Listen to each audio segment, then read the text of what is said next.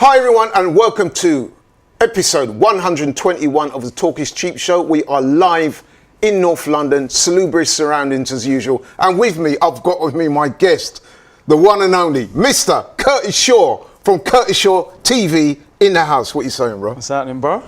Retro top, bro. To be fair, I wasn't going to wear this because this was the 8-2 shirt. But you know what? I feel like redemption. We've turned it around. We just slapped Man U, so... Yeah, we're going to talk about that. So how you been, bro? Oh, good, man. Good weekend of Good sport. weekend? In fact, a good 7 days for Arsenal, man. A lot's changed. It was. Got to ask you, man. Did you watch the boxing? Because I know we're both big boxing fans. So I guess that's a silly question.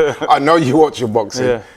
What was your thoughts on it? Big fight. Well, it wasn't much of a fight, was it? Yeah, I should have qualified that by saying, did you see the event? Yeah. It was more of an event rather than a fight. Right? Yeah, I was disappointed, man. I expected Dillian to, you know what I mean? At least throw some punches. Yeah, at least hit him and do something. It was like a sparring session for Fury, man. But I think there was levels to the ability, man. Yeah, I mean, listen, although Dillian was bad, there was a reason why he was bad. Yeah.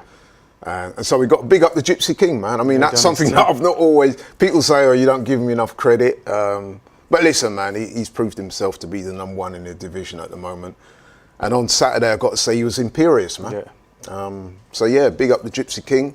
Dillian is going to have a look at himself, man. I know he's coming out with excuses and all of that, but he was well beaten.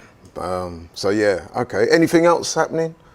News and notes. Shall we talk about... Gabriel Jesus. Word on the street is that he could be heading down south. Yeah. Linking up once again with Mikel Arteta. And he didn't do himself any harm with scoring 4 goals at the weekend. What's your thoughts on Gabriel Jesus? Is he the answer to Arsenal's goal-scoring issues? I don't know if he's the answer, but I think he can help with the problem that we've got. I think you look at the striker market at the moment, there's no real value. We were going to pay 75 million for Isaac in January. I think he's got 4 goals or 5 goals this season. But you know what? We did say at the time, didn't we? We said to everybody, listen, the guy's a good player, but for me, he's not prolific enough. We both said that. And Man was tracking down his car and everything in January. It was all mad. But I think Jesus at 30 million, 25-year-old Premier League winner, Brazilian international, worked with Edu, with the national team. He's worked with Arteta at City. It's a deal I could see happening. I think it's a good deal, but I would like to see us sign another striker. Yeah, I was going to say we need somebody a bit more physical as well. But I think for 30 million, it's a bit of a no-brainer. Yeah, because I don't know. Do you think Eddie will stay? Laka, we pretty much know. He's going to try and keep him in. He loves it. He says so. If Eddie does stay, then do you think it will be Eddie and Jesus then? I don't think that's enough. No? If you're going Champions League, which we hope we are. Yeah. You're a Jesus injury away from Eddie being your forward. If you're going Real Madrid away or somewhere like that. So I think we need to go and get. So you don't think Eddie will strike fear into the hearts of them? No, I'm not quite sure he will. But no, listen, don't get me started. You know, I'm trying to big him up for the last week. But yeah, I don't think Bayern Munich and Real will be that scared of him. No. But so you take Gabriel? I take Jesus. But I think we need someone else. But yeah, I would agree with you there. We definitely do. Right, okay then. That's our news and notes for this week. Let's move swiftly on then to Arsenal's last game since our last show, and that was last weekend in the capital. North versus South, Arsenal versus Man United. Fierce rivals, big game, both on the line. Both teams, it's on the line for them with this top 4 place. Arsenal coming into the back of this game off a very good win against Chelsea away from home, which was, let's face it, was unexpected. Yeah. Not only did we beat them, but we scored 4 goals and looked really good in doing it. Not many people predicted that, I have to admit, but they did really well. So they were coming into this game on form, whereas United, they got mollywopped by Liverpool. But there was a little bit of danger because we knew that Ronaldo would be back for this game. And so it was all set to be a really good game. And so I think it proved. Curtis, what was your thoughts on the game, bro? I think first of all, you can see that a lot's changed from 15, 20 years ago. You know, we were the 2 powerhouse teams of the Premier League. Good point. It was kind of 2 fallen giants. I called the game El Bantaco going into it. Ouch. But you know what? The game was very entertaining. I think anyone who watched it would have enjoyed it, especially an Arsenal fan, of course. We got the victory. But listen, we just needed to win the game. It didn't really matter how. I think, as you said, Ronaldo, he was Man United's best player, to be honest, head and shoulders above anyone. I must admit, as soon as it looked like Ronaldo was going to play, remember when they announced that he was back in training last week, I thought to myself, he's going to play in this game and he's probably going to score because, to be fair to him, he was, you know, I mean, he had that compassionate leave following the death of his son, very unfortunate, of course. And I remember thinking to myself, he's going to, you know what Ronaldo's like anyway. Motivation. And the motivation's going to be through the roof for him to do well. And he's the kind of guy that will do it. Yeah. And he did look good on the day then. He looked I think it was his 100th Premier League goal as well. So he was definitely up for it. But I thought we played well. Yeah. Let's have a little look at some of the game highlights. So 3 minutes, we get off to a great start. Tavares. Tavares, he pops up. I was pleased for him, man. He's been under a lot of pressure recently. A lot of the fans are sort of questioning his position in the team. He has made some errors. We've all seen them. But to be fair to him, great start. Not sure about the goal celebration, but... tried the little Henri knee slide and got his knee caught. I'll tell you what, you know, these guys, some of them, they're doing this knee slide stuff and they've got to be careful. You can get injured. I've seen people get injured doing that. So yeah, 1-0 up, it's looking good. 32 minutes, Saka, penalty. Do you think that was a penalty? Yeah. Yeah, because, you know, Eddie had the ball in the net, he wheeled away, just about to do all that. And then that got disallowed, but then the referee went to VAR, awarded in our favour. So you think that was a penalty? Some people was a little bit dubious. Maybe I'm being biased, but he was on the wrong side of him. He kind of barging into him. I think it's givable. Yeah, I think on balance it was the right decision. So 2-0 up, it's looking good. After half an hour, you're thinking, yeah, man, could be on our way here. But United, to be fair to them, they didn't drop their heads. No. And a couple of minutes later, that man Ronaldo, great finish. Great finish. So that's 2-1. And then I have to say, man, that United started to look quite threatening. Yeah. In fact, I would go as far as to say they were looking slightly more dangerous than we were. Would you go along with that? Yeah. After that goal, definitely. And I think on 57 minutes, they were awarded a penalty. And Bruno steps up, tries to do the old stutter and the old kangaroo jump. Kangaroo jump, misses it. Now, it's my contention, I think that was probably the turning point in that game. Definitely. Because I think if he puts that penalty home, that's 2-2, and United was starting to look actually quite threatening. Yeah. So the fact that he missed that, and then you saw Ramsdale's reaction. What was your thoughts on that, Ramsdale? Listen, I'm all for it. You're all for it. I can imagine if you don't support Arsenal, you would hate Ramsdale because he's got that dark... I see last week he was waving at the Chelsea fans. But he's a real character. Like characters like that, man. I don't mind it. Yeah. I mean, some people were saying that it was Keown-esque, where he sort of jumped in aggressively. I don't think so. I think he was just celebrating. It just happened to be the positioning of the two players. I don't think he was like in Bruno's face to that extent. But yeah, that was a good moment. And then 70 minutes. We finished the game off. Your favourite player. Go on. Just, I'm sure you've got a T-shirt with his name on. His favourite player steps up, an absolute worldie outside the box, man. I was so happy when that went in. Not just because it kind of sealed the game for us, but I thought, yeah, man, you wait till You were sending the emojis quickly, weren't you? You know what I mean? No, but what a goal, though, man. Great goal. And he had a good game, didn't he? He did. You know what? You look at that shot from him, you think, why does he not shoot more often? Absolutely. He's actually got quite a good left foot. He has. But the performance, man, was just... Like I said, the game wasn't amazing, but Xhaka and El Neni in midfield, who I actually called the Chuckle Brothers in the past, but them two have been excellent in the last two games. Eddie Nketiah, another player that I've been critical of. He's given us... so slightly. Just a little bit. He's given us an energy and an impetus that we didn't have with Lacazette up front. And, you know, both our fullbacks out as well. And they did actually both struggle in this game. I've got to be honest, I think they could have maybe given away another penalty as well. You know what I mean? But at the same time, Bruno, for me, should have been sent off. I think he knows what he's doing, leaving his foot in on Nuno. But overall, I think we deserved the win. Like you said, I don't understand why Bruno took the penalty. I think everyone's thinking Ronaldo's going to take it. I mean, I did note that Bruno was captain, so captain, maybe he's pulled rank on him. Pulled rank and said, look, I'll take this one. Ronaldo didn't look too impressed. No, he didn't. Neither before or after. I think Ronaldo wanted to take it. That might be an ode to maybe what's going on in that changing room there, because you would have thought the way Ronaldo was playing as well, he was having a good game. He was. I would have thought if you're Bruno, you know, let's face it, Ronaldo takes penalties for Portugal and stuff like that. Yeah. I would have thought he would have said, yeah, but no, he held on to the ball. He wanted to be in the headlines, but he was in the headlines for the wrong reasons. He missed it. I have to say for Arsenal, I think the standout players probably El Neni and Xhaka in midfield. Yeah, you know what I was going to say to you? There was a debate afterwards about who man of the match would have been. Me personally, I would have gone for Xhaka. El Neni, don't get me wrong, he had a very good game. Yeah. But the fact that it was a tight game up until Xhaka scored that third goal. Like I said, I thought the turning point was the penalty miss. But even the stats will bear it out. It was a close game. So, for example, look at the possession stats. We just shaded it 55 to 45. Yeah. Shots on goal, Arsenal 14, Man United 14. Shots on target, Arsenal 7 to Man United's 5. But it was a very keenly contested game. And those two guys in the middle of the field there, they really did their bit. But I would have just shaded Xhaka. Would you? Yeah, because when you get a goal in a tight game like that, you've got to go. Yeah. I've got to admit, on my stream yesterday, I gave it to El Neni. Right. Because I just thought he kept the ball a little bit better. He did have an outstanding I know BT, game. They gave it to Odegaard. I was a bit... He played some nice passes, really good. I thought Saka had a great game as well. He did. Played a part in all 3 goals.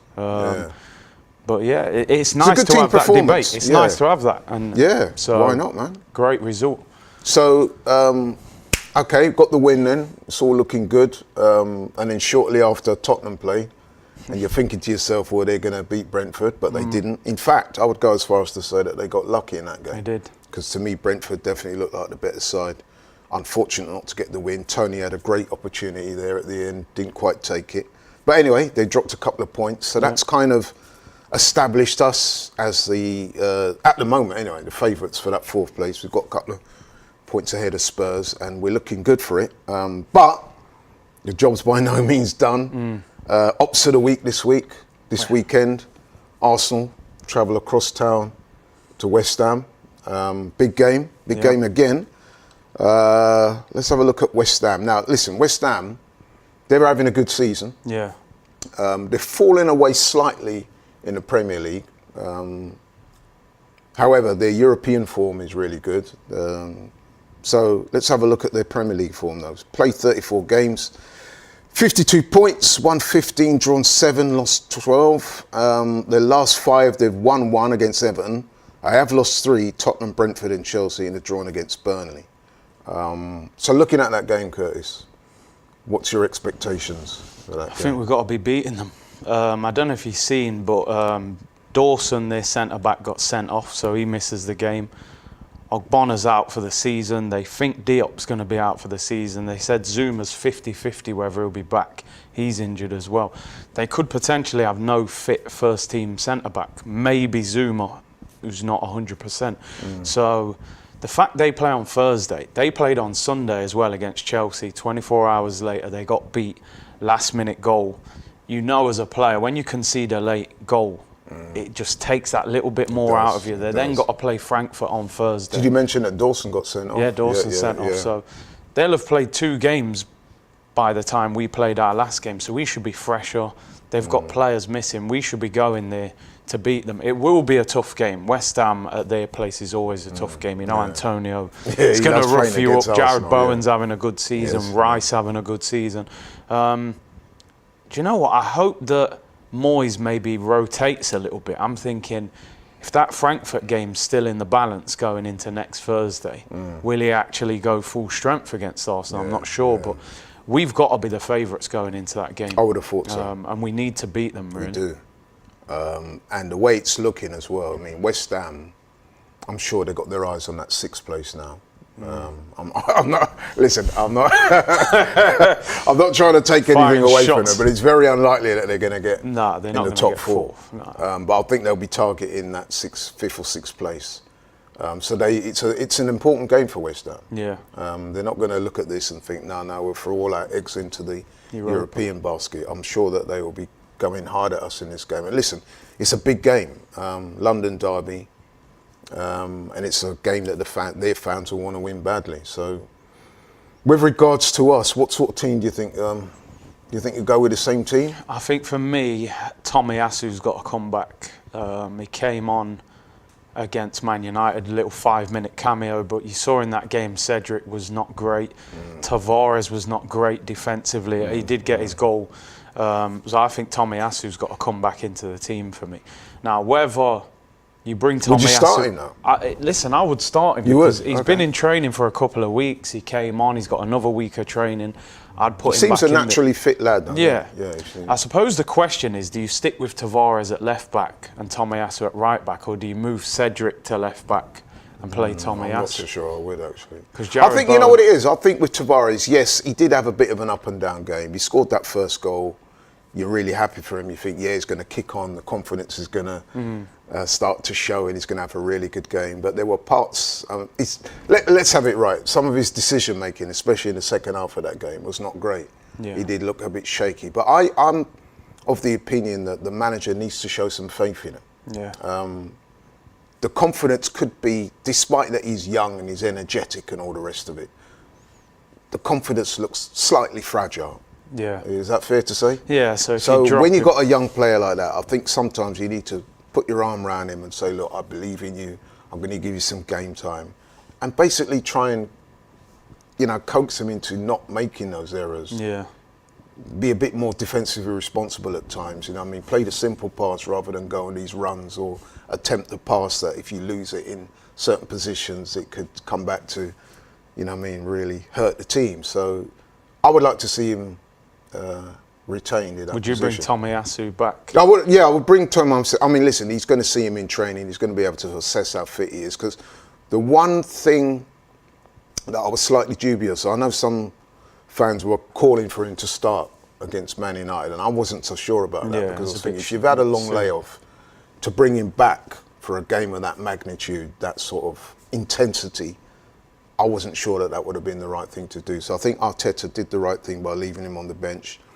He's come on, he's got a few minutes. Okay, it wasn't a lot, so we still don't know where he is in terms of fitness. But like I said, I'm sure in the lead up to the West Ham game, Mikel Arteta and all the rest of the guys there will be assessing his fitness and seeing how ready he is. So if he is ready, I would definitely start him. Yeah, I think the other possible change for me would be Martinelli.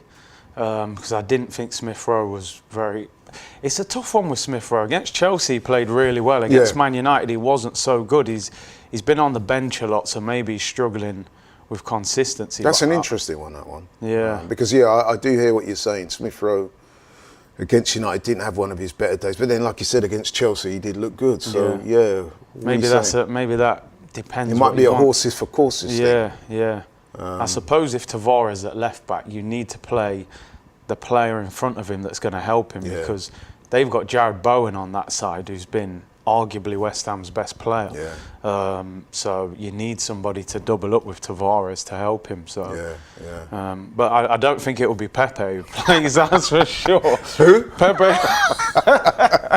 He's becoming the forgotten man again, isn't he, Pepe? I think his time's coming to a close, isn't it? Yeah. I feel a bit sad for him, because I know people are going to come at me, but I still think there's a player in there. I think he's been underused, and we've won 2 games on the bounce. People are going to say, why change a winning team? And I get that. I just wish we could have accommodated him a bit more because I do believe that there is a talent player there. But for whatever reason, the manager's just not shown that faith in him. No. And it looks to all intents and purposes that he will leave the club at the end of the season, don't you think? Yeah, there's rumours 25 million they're willing to let him go, and the fact that they're willing to let him go for 25 million as well kind of tells you as well, doesn't it? I think they'd be lucky to get more than that for him in this market. He's on a high wage, he's not playing. I think they said he hasn't started in 2022 a league game for Arsenal, which is crazy. The manager, really, he had a good AFCON. He came on against Wolves, changed that game. You're thinking, here we go, this is his chance. And still no. So Arteta doesn't trust him. When your manager doesn't trust you, you're not. Yeah, I think you're not going to get that chance. So become clear.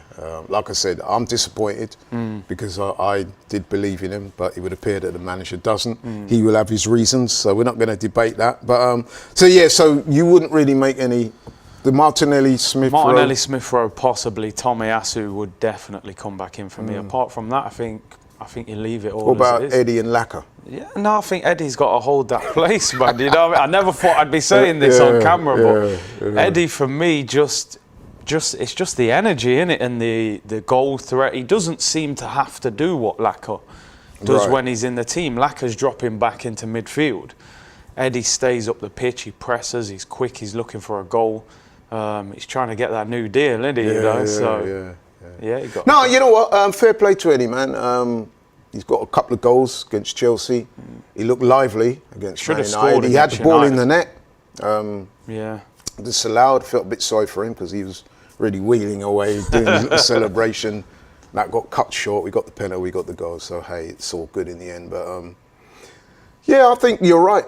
I think listen, Lacazette's back and he is the captain, the designated captain. But you can't really change a winning team from that perspective. Like I said, the only positions that I would look at there would be the Tomiyasu, Cedric, and then the as you quite rightly stated there, the Martinelli, Smith Rowe. I'm undecided on that. Yeah, it's a tough one. It might be a horses for courses thing. The manager might look at who might be his direct opposition and see which skills weigh up better against the opponent. He might be tempted to go for Martinelli, because Martinelli did look sharp when he came on as well, didn't he? And he's a bit more direct. That West Ham pitch is big as well. Yeah. So his pace up against... And his tracking back he's a bit more dynamic than Smith Rowe. So he might look at that and think it's an away game. We might not have as much as the ball as we would normally have, so Martinelli might be better for that. But then again, he might look at it like Smith Rowe might hold the ball a bit better. Yeah. Better pass and stuff. So interesting. So yeah, West Ham danger man. We spoke about Antonio, we spoke about Bowen, but they are a good, well-rounded team, West Ham, aren't they? Yeah, I mean, Declan Rice, man, they're talking about 90 million, 100 million pound deals I've been for impressed him. with him. He's had a good season. And like you said, Bowen and Antonio, they're always... Antonio's going to try rough you up yard man settings, isn't it? You know what I mean? Jared Bowen is having a very good season as well. I do like Ben Rama as well, a good player. Skillful doesn't always player. Start for them, but he's a good player. Souček. I mean, they're a good team. You know, David Moyes' team's organised, strong. Yeah. They'll make life difficult. I think we need to score the first goal. Yep. Quieten them down a little bit. Because the atmosphere will be really good, I would imagine. Definitely. Yeah, it'll be a bit of a cauldron in there. Right, I've got to press you, bro, for a prediction. And do you know what? I think we're going to win. But I think it'll be a tight win, so I'll go with the safe. The safety win score, it 2-1. 2-1. I think Antonio and Bowen will give us problems. And Tavares or Cedric will play. They'll target either one of them. I can see a tight game. So I'll go for a 2-1. I think we'll just nick it. I'm with you on that, bro. I could see a 2-1 game as well. Or maybe even a 1-0, you know. Yeah. But it's going to be tight. But yeah, 2-1 sounds kind of a bit more realistic. They're probably going to score being at home. I'm sure they'll be up for it. But I think we've got enough goals. And I think the momentum is with us. The energy is with us. The vibe is with us. And I think that will carry us to victory. We're coming off as well off the back of those two wins. Really good wins. Like I said, the Chelsea one was slightly unexpected. Not many people would have predicted that. I predicted a draw for that game, actually. But a lot of people didn't think we'd get much out of that game. And not only did we go there and win, but we played really well, which was pleasing. So, and that energy was carried forth into the United game, although it was a difficult game. But we did edge it. I thought we were the better side. And so we moved. Just going to read a couple of super chats. From that guy, and he said, unit. Is that you? That sounds like he's talking about you, bro. C-unit. Another one here from Daniel Okore. Arteta is right about Pepe. He unbalances the team. What's your thoughts on that? I just think the way the manager wants to play, maybe Pepe, he's somebody that more wants to do his work going forward. Or I think with Saka's and Martinelli, Smith Rowe, they're a bit more. They put a bit more in defensively. I think Pepe at times, I think he's built for a counter-attacking team, Pepe. Yeah. Where I think Arteta wants to dominate possession. So Pepe isn't really built for his system. I think Pepe's a good player. I just think it's not going to happen for him. Yeah, I mean, even me, and listen, man, you guys who watch the show regularly will know that I am Team Pepe, really. I do like the guy, I rate him. But for whatever reason, it's not worked out. I think even if you spoke to Pepe himself, you probably have to hold his hands up and said, I could have done better. I could have been more consistent.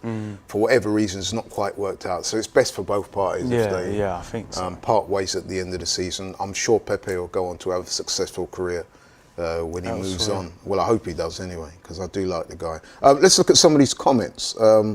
Someone has said that Lenovo says Tavares needs to be dropped and sent on loan next season. Bit harsh, isn't it? I mean, I do think we need a new left back because Tierney misses so many games, and I think the drop from Tierney to Tavares is maybe too big. But yeah, see how. What do you think of this one from Ammo? We need to be more counter-attacking. I do get that because I think when you look at that Chelsea game, the way we hit them on the break, I think we suit that kind of style of football. Maybe when we get a better midfielder that can keep the ball with Partey, maybe we'll be more possession. But I do think we suit counter-attack. Yeah. Yeah, okay. West Ham, it's some Chinese lettering here for the name, so obviously I can't pronounce the name. But he says West Ham will rest their best players to prepare for the Europa League semi-finals. Do you agree with that or not? Well, this is what I'm saying. If Frankfurt get a good result, I mean, Frankfurt beat Barcelona. If that's a draw or it's tight, Moyes might have to rest one or two of them because he hasn't got many options. So, right, okay. You never know. It's Sparky. Thoughts on Rafinha to Arsenal? I do like Rafinha. You do? I do like him. And if Leeds got relegated, I think he's got a clause that he can go for cheaper. Right. So I wouldn't mind him. Ideally, I'd love us to go and get Gnabry back from Bayern. But you would? Right, yeah, okay. Got a year left on his Is that deal. because he's got the same hairstyle as you now? Well, the hair's decent. I've seen him rocking the braids now. Yeah, I see it. Yeah. Nah, Gnabry, man, I think every Arsenal fan would like to see Gnabry back, but it'd be expensive. But he's only got a year left. Right. Okay, so, the title of this show, I titled it 5 games to go and Arsenal looking favourites to the top 4 play. What's your thoughts on that? Let me just say straight out, right, that it would appear now, it's looking like anyway, a 2-horse race for that 4th spot. It is really. Between us and Tottenham. Yeah. So let me just give you our next 5 games as we stand at the moment. And I'm going to give you Tottenham's, and then you can maybe give me an assessment of what you think. So, Arsenal's next 5 games, with the West Ham game we spoke about. After that, we got Leeds at home. Then the massive game, Tottenham away. Newcastle away, and Everton is our final game at home. Now, there could be something still riding on that game. Everton could still have a lot to play for. Tottenham's remaining games, they've also got 5 left. They're at home against Leicester at the weekend. They've got Liverpool away. Then, of course, Arsenal. There's their home fixture. Burnley at home, and their final game against Norwich. Now, Norwich looked done, but Burnley, the week before that, they probably will still have a lot to play for. So that could be a very difficult game. Now, I've read out the 2 teams' 5 remaining fixtures. On balance, who would you say has the easier running? And when I say easier, maybe that's not the best term to... Less challenging running. It's tough. They're very similar because I suppose they've got Liverpool, so everyone's thinking that Liverpool will beat Tottenham. So that's one defeat you would expect.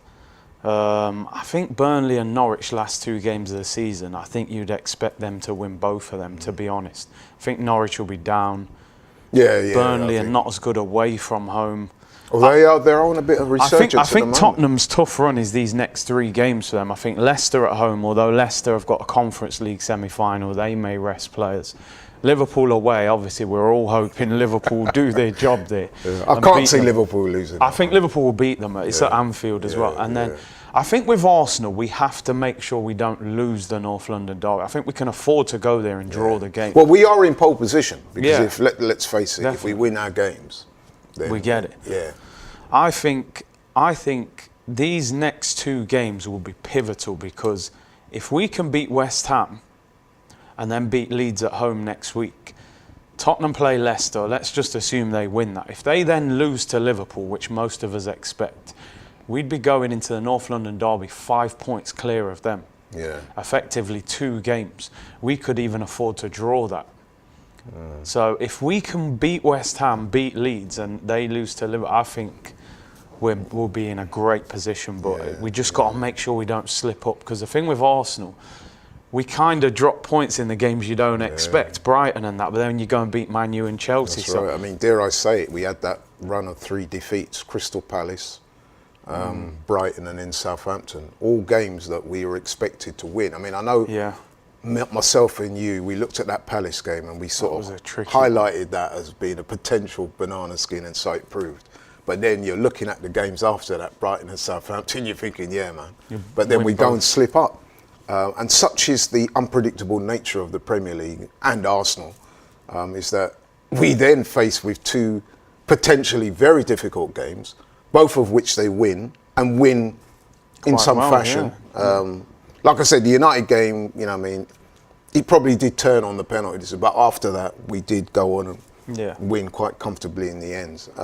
So 2 very good wins sets us up for this weekend against West Ham. You would have thought that the form that Arsenal are in, and the fact that West Ham are not in the greatest of form at the moment, and they're looking at perhaps the European adventure as their main focus, you would have think that we would be favourites for that game. But as we've seen, you just can't take nothing for granted. And the same with Tottenham, to be honest, because a couple of weeks ago, they were in pole position, weren't they? It was looking like they were going to put a claim for that 4th place, but then, you know what I mean, they stopped scoring. Harry Kane's not scored for a few weeks, and there's a couple of games there you would have thought, I mean, let's face it, even when we beat United at the weekend, you're looking at Tottenham's game with Brentford and you're thinking, yeah, man, they're going to win. But they didn't. Are you seeing any signs of Tottenham doing what they call the Spursy? Spursy, listen, you never know with them, do you? One week they look like world beaters, the next week they look like, you know what I mean, they can't do anything. So I just think they will drop points in their running. Like I said, I think Liverpool will beat them. Even Leicester at home, man, I think will be a tricky game for them. And then obviously the game against us. So it's in our hands again. You know, a week ago I was sitting here going, 3 defeats, we've messed it up. Tottenham can't stop scoring. All of a sudden, we've got the ball again and we're in control. So, as I said, I think those next 2 games for us, going into that North London derby, if we can win those 2, I think we're in a great position. And I think we are the favourites. It's like the top 4 race that no one wants to win. You know, I think Man United are out of it now. It's us and them. But whoever can get that run, are out of it. Whoever can get that run now. I mean, Tomiyasu back, that's a boost. You know, I don't know if you saw, but yesterday Thomas Partey's back in the gym. Yeah, I did see that. So if we can could we get him back for a game or 2? I don't know, but apparently he's desperate to get back in. So and that kind of suggests that the mood in the camp is good, doesn't it? I think we do have a better. Listen, as you know, I've been critical of the manager at times. Well, listen, man, I think it's been warranted. Yeah, I think it has. On occasion. But at the same time, I'll give him the credit where he deserves it. The last week has been brilliant for Arsenal.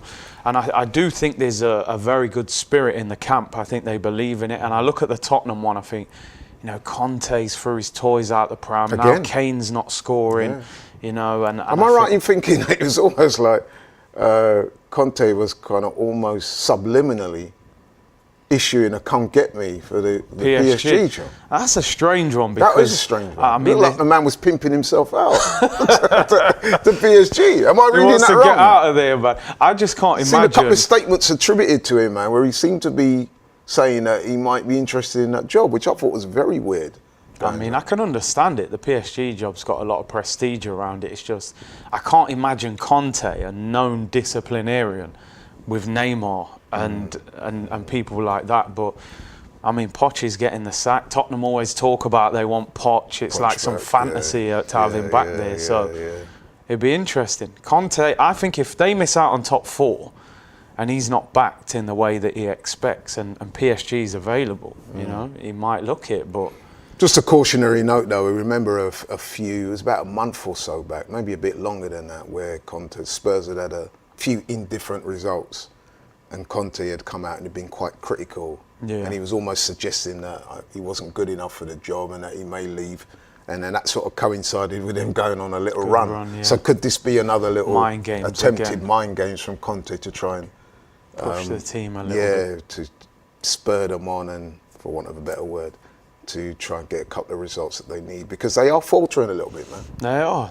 Because against Brentford, I have to say, I watched that game, and to me, Brentford were the better team. Yeah, they looked a little bit short of ideas. They did. And like I said, their main man stopped scoring all of a sudden.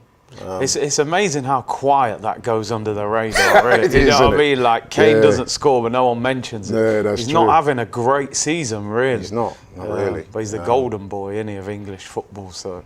But we don't want to write him off too quickly, because we know exactly. that he is capable of scoring. And there are, let's face it, there are 5 games left. But so you do think, though, that we are in pole position? I think we're the favourites. I mean, looking at the fixtures, I think if we can beat West Ham, beat Leeds, we got Everton at home. That Leeds game, now, I'm looking at that game, man. I mean, because they're still not out of the woods yet, are they? No, nowhere near. They got a point against Palace.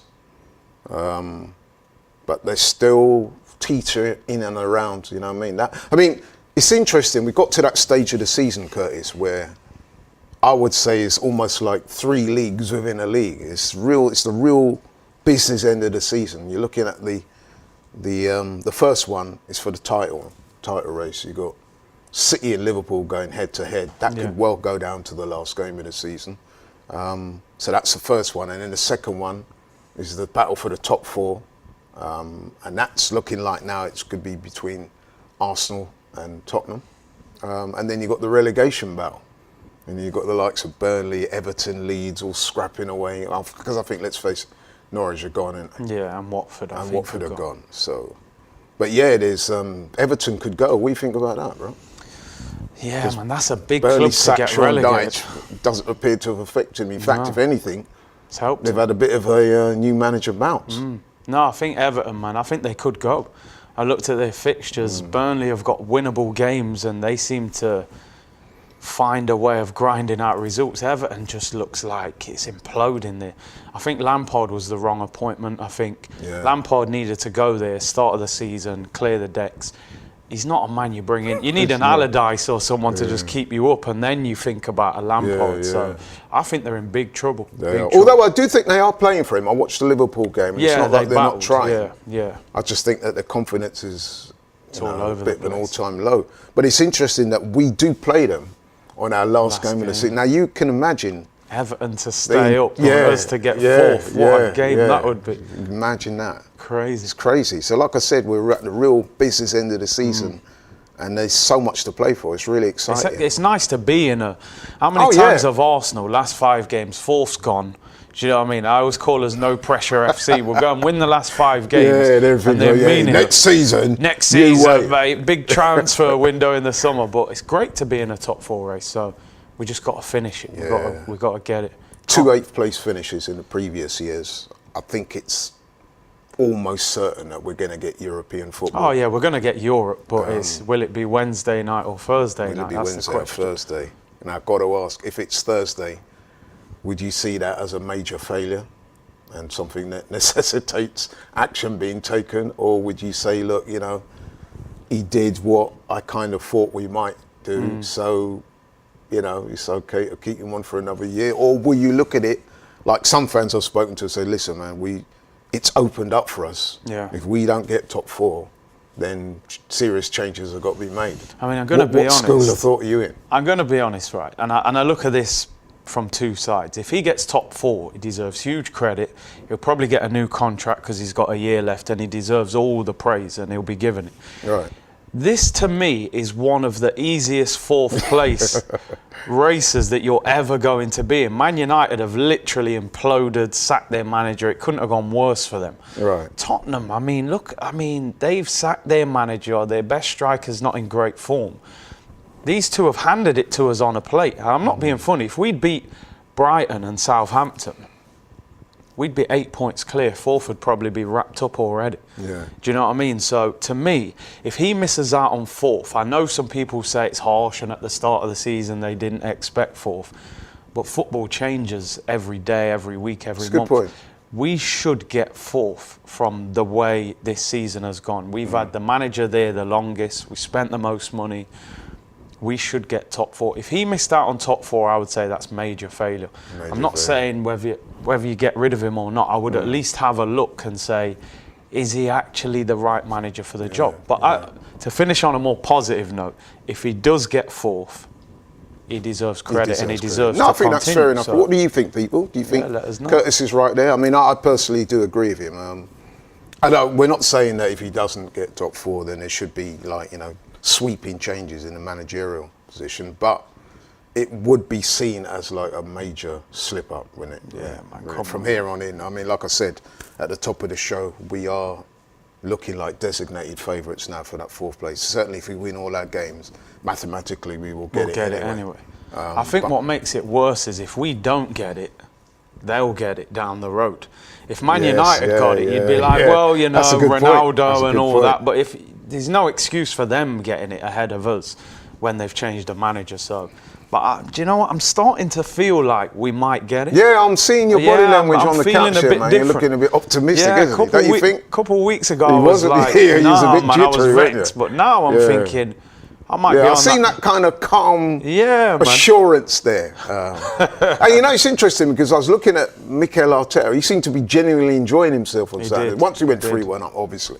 But I sense in his interviews as well after the game that he looks like a man that believes that we're going to do it. Yeah. And obviously, if that transmits to the players, then that's going to be a big help. But yeah, he did. For the first time, I actually saw a couple of things in his body language that I thought he's looking like he really believes it. I hope he gets it. I hope he gets it because of course we do, man. He's one thing I'll say about Arteta that I've always liked. He's always stood up and been counted. He's never shirked away. Yeah. Even when we finished 8th, he stood there and said, this, that. He's always seemed assured of what he was doing. Sure. So listen, if we get Champions League and we can get those players and move forward. Why not, bro? You know what I mean? I might be in the armoury getting all 3 kits, going on the USA tour, man. We'll probably have a special kit just to celebrate Champions League. Place. Yeah, exactly. But let's have a look at the super chat here from Daniel Okore. He said, midfielder like Hendo brings the best out of Tavares. I think that's like steeped in sarcasm, that comment. Comment here from Darken and Blue. This season has been a bad season. The 4th is the only redeeming grace. He can't play like this next season.